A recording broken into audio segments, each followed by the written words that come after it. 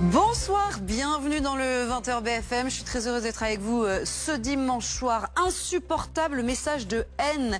Condamnation évidemment ce soir de la préfète du Rhône après la projection de slogans politiques hier soir lors de la fête des Lumières à Lyon devant des milliers de personnes. Les soulèvements de la terre revendiquent cette action, mais les auteurs sont toujours activement recherchés. La politique, la tension monte évidemment à 48 heures du vote crucial à l'Assemblée nationale sur le budget de la sécurité sociale. Aujourd'hui, déclaration importante sur BFM TV, Bruno Retailleau a dénoncé un hold-up fiscal et il appelle les Républicains à ne pas voter le texte. Et puis l'Ukraine, les discussions entre Américains et Ukrainiens du côté de Miami sont terminées ce soir. Nous verrons ce qu'il faut en retenir. Les coups de fil se sont multipliés ces dernières heures. Demain, les Européens réunis autour de Zelensky vont tenter de peser, de rester dans les négociations. On va aussi en parler. Voilà pour le programme. Soyez les bienvenus.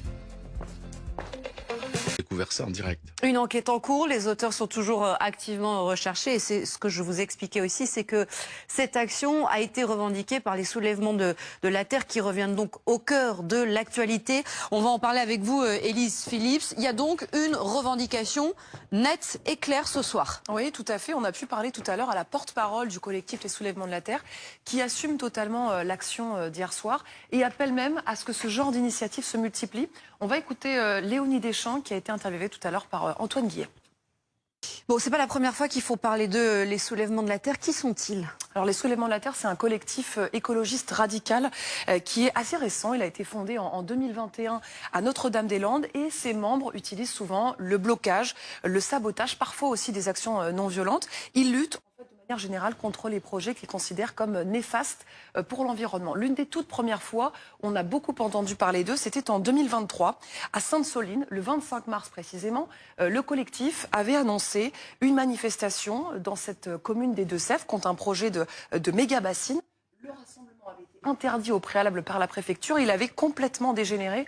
On revoit les images juste derrière nous. Ce jour-là, il y avait 3000 forces de l'ordre contre 8000 manifestants selon la préfecture, jusqu'à 30 000 selon les organisateurs. Les affrontements avaient été très violents. Il y avait eu plusieurs dizaines de blessés des deux côtés. Mais les soulèvements de la terre sur ce dossier ont fini par avoir gain de cause, puisque la méga-bassine de Sainte-Soline a été déclarée illégale par la justice l'année dernière. Il s'oppose aussi au projet d'autoroute A69. Oui, c'est l'autre événement qui a beaucoup fait connaître les soulèvements de la terre, leur opposition au projet de l'A69 entre Toulouse et Castres. Les soulèvements de la terre sont contre cette autoroute. Ils considèrent que le chantier va causer et cause déjà beaucoup de dégâts à l'environnement. Là-dessus, la mobilisation dure depuis plus d'un an. Il y a eu des manifestations, des grèves de la faim, des occupations d'arbres aussi. Et ça continue puisque la dernière grosse mobilisation, l'une des dernières en tout cas, c'était en juillet dernier. Merci beaucoup Élise pour toutes ces précisions et explications. Ce qu'il faut dire aussi, Anne-Charlène Bézina, c'est que les soulèvements de la terre sont dans le viseur de Gérald Darmanin depuis un moment. Il voulait les interdire. Actualité politique, évidemment, aussi ce soir et les débats autour du budget. On est à 2 jours du vote crucial, le vote final sur le budget de la sécurité sociale dans lequel figure notamment la fameuse suspension de la réforme des retraites. Ce budget, c'est un hold-up fiscal et démocratique. Voilà ce qu'a dit aujourd'hui Bruno Retailleau, déclaration forte, c'était sur BFM TV. Pour lui, les députés LR ne doivent pas voter ce texte alors que le gouvernement, lui, fait monter la pression. Les dernières réactions importantes de la journée avec Maëva Lamy. On va écouter ce que pense Jean-Pierre Farandou, ministre du Travail, de ceux qui vont voter contre ce budget mardi. Écoutez. BFM, il est l'heure de retrouver votre rendez-vous du dimanche soir. Nicolas Poincaré pour la soirée Ligne Rouge, évidemment. Bonsoir Alice, Ligne Rouge, c'est le rendez-vous. Bonsoir Nicolas, je ne sais plus s'il faut qu'on se parle ou qu'on ne se parle pas. Et parlons-nous, puisqu'on est sur le même plateau. On va y arriver un jour. Nous avons ce soir un gros plan sur l'exécutif.